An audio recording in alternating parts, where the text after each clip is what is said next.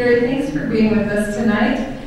The hiring committee in this room and across New Mexico has many concerns about improving our state. We are looking for the person who is best qualified to represent us in Washington, D.C. You have 2 minutes per question and will be signaled when you have 15 seconds left to conclude your answer. Number 1, immigration significantly impacts our state and our country. What is your number 1 priority on immigration, and how do you plan to ensure it happens? The recognition that immigration is really a good thing, that we are a country of immigrants. And so let's make it as easy as possible for somebody that wants to come into this country and work to be able to get a work visa. And a work visa should entail a background check and a social security card, that applicable taxes get paid. Let's not build a wall. That is not to say that we shouldn't have border security. We don't want truckloads of convicts coming across the border. We don't want truckloads of drugs coming across the border. But if we build a fence at some point in our countries in the future, at some point we will take that wall down for what it represents. Thank you. Please tell us specifically, with concrete examples, where you believe it is possible to reduce the U.S. deficit. My biggest issue running for U.S. Senate is to submit a balanced budget to Congress. I believe that the biggest issue facing us right now is the deficit. $1 trillion this year. Gosh, if borrowing money and printing money were the key to success, then Zimbabwe would be the center of the world, wouldn't it? Followed by Venezuela. It doesn't work. It has consequences. So my pledge, submit a balanced budget to Congress. You can't submit a balanced budget to Congress if you're not going to take on some really big issues, and that would be Medicaid and Medicare and military spending. Social Security is a little outside of that, but if we don't reform Social Security, it's not going to be around. And if we don't balance the federal budget, it's our kids that aren't going to be able to pay for it. It's going to be a country that implodes because of this national debt. When interest rates go up 1%, which is 100 basis points, it's $200 billion a year that we have to spend on interest only on the debt. If interest rates go to historical norms, we will be spending more than $1 trillion a year on interest only. This is an absolute recipe for disaster. Thank you. This next question is in 2 parts, and you'll have 1 minute for each part. Healthcare costs have increased up to 110% over the last 10 years. What type of plan do you favor? Single payer, open market, self-insurance, or something else? Look, the free market, I reject the insurance model completely. Look, if we had a genuine free market approach to healthcare, we would have insurance to cover ourselves for catastrophic injury and illness, and we would pay as you go in a system that would be incredibly affordable.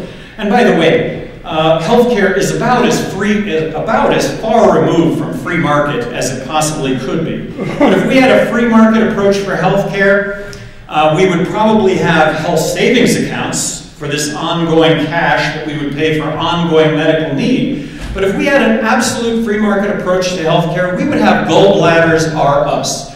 We would have clinics that would specialize in gallbladder surgery at thousands of dollars as opposed to tens of thousands of dollars, and you could extrapolate that to everything. The fact that we have insurance to cover ourselves for ongoing medical need, that would be like having grocery insurance. And imagine what the experience would be going to shop for groceries where, first of all, there's no pricing at all. You have no idea what anything costs, but you have grocery insurance, so it really doesn't even matter. Ground round or fillets? Oh, come on, I'm going to take fillets. That's what we have with insurance right now. Advertised pricing. In a free market approach to healthcare, we would have advertised pricing. And I believe, and I probably have the opportunity to talk about it, I believe in Uber everything.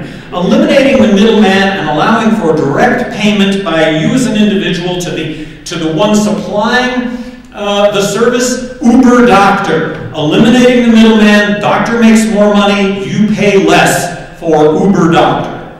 Okay. And there would probably be a lot of federal legislation that could accommodate this. Right now, this is not a voice that's being heard in Washington, D.C. I guarantee you, and I know that I don't even need to tell you all that. All right, thank you.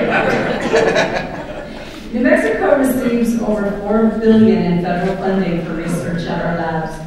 Unfortunately, the technology transfer between our labs and our universities continues to leave our state. What is your plan to keep these new companies and technology in New Mexico where it was discovered and developed? Well, I advocate a balanced budget for Congress, all right? So that means cutting the military budget. But unique to New Mexico, and I headed up BRAC when I was governor of New Mexico. I should have headed up BRAC, Base Realignment and Closure Commission. We were slated to lose bases. But what happened with BRAC is we actually gained military assets. And here's the pitch, and you could only make it from New Mexico. All United States military assets belong in New Mexico because things don't rust in New Mexico. And we've got all sorts of ground space for any maneuvers that need to occur on the ground. We have the most restricted airspace of any of the lower 48 states. We've got the only supersonic corridor. Excuse me, Gary, we're talking about technology transfer. Well, if you're talking about the labs, I'm going to make the same case when it comes to the labs. The infrastructure exists here at the labs, so why spend it anywhere else, which we are spending it other places. So when you talk about balancing the federal budget, I believe that we would actually pick up expenditure both on the labs and militarily, because when you cut spending, you're looking to spend money most efficiently. Dollars most efficiently spent would be in New Mexico. If you're talking about tech transfer, as governor of New Mexico, I saw this firsthand. Tech transfer is not something laying on the shelf. It's very complex. Having run for president twice, what works? What doesn't work? I've been to all 50 states. What works is a low tax environment, a low regulatory environment, something that New Mexico doesn't have, something I would work on as U.S. Senator, to just leave it to New Mexico. And leaving it to New Mexico, look, let's reduce regulation that only adds time and money to our lives but doesn't add anything else. Thank you. Every few years, the Congress has discussions about a base realignment and closure, or BRAC. New Mexico has 4 military bases, which receive federal funds, employs many civilians, and contributes to our economy. If you are serving and BRAC discussions resume, what would your position be in regards to New Mexico? So you just heard my answer on BRAC, but I will tell you right now, maybe you're not aware, is right now, Alamogordo, Holloman, is slated to become the largest F-16 base in the world. 115 F-16s, thousands of jobs, and these are not call center jobs. They need an expansion of their airspace east and west. Martin Heinrich opposes the expansion of the airspace east and west. And this is very factual because he wrote a letter to the editor, circulated all down south. I wrote a letter to the editor that said something like this. Look, what we should be telling the Air Force is with open arms, we welcome the thousands of jobs. There are issues regarding expanding the airspace east and west, but we'll work them out. We'll make it happen. And I was governor of New Mexico for 8 years. And I hope what you saw from that, having been governor, was somebody who told the truth, was transparent when it came to decision making, was accountable, and showed respect for everybody in the process. And that's what I would do as U.S. Senator. And with regard to Air Force Base closures, look, we're going to gain military assets even if we cut the military budget by 23%. And that's just to balance the federal budget. Let's stop with our military interventions abroad that are not threatening our national security. My pledge to you as a U.S. Senator, I am going to uphold the Constitution of the United States. And there is nothing constitutional about our military involvements right now. I'm going to argue that our national security is not being threatened by these military involvements. Let's get out of Afghanistan tomorrow. And for all the negative consequences that go along with getting out of Afghanistan tomorrow, those same consequences are going to exist 40 years from now, if that's when we finally decide to get out of Afghanistan. Where's this voice in Washington right now? It doesn't exist. I'm 65 years old. I have no intention of going up there and being a wallflower. Thank you. In 2 minutes or less, please tell the hiring committee why you believe you are the best candidate to represent the people of New Mexico as a U.S. Senator, And again, I just want to remind you, this is about just you, not your comments.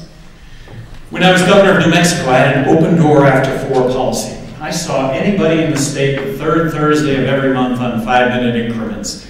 Incredibly powerful tool. I knew more about what was happening in New Mexico than anybody else because I had the ability to do that. I was governor of New Mexico, but I did it. And I made a difference as governor of New Mexico.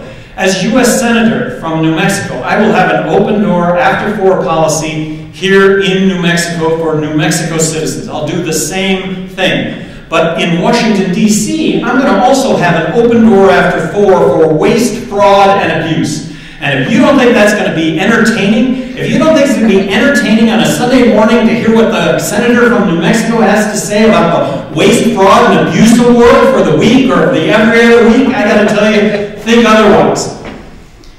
There is a huge opportunity here. Look, we're Democrats, we're Republicans. No, we're not. We're independent. All of us, really. Aren't we really all independent? We vote for the best candidate. Paraphrasing George Washington, George Washington said, if this country ever devolves into political parties, we are done for. And as an independent, is there anybody that agrees with everything it is that you say?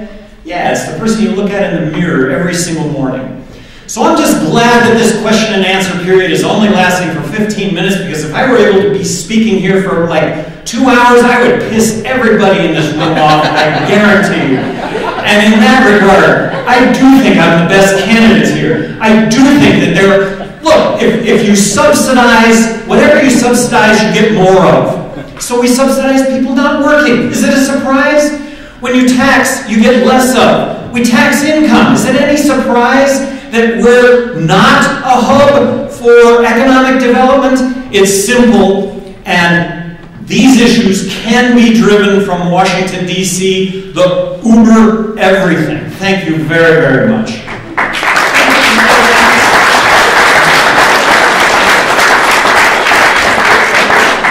you for being with us. The hiring committee, the voters of New Mexico, will let me know on November 6th if you have been selected to fill the job of U.S. Senator.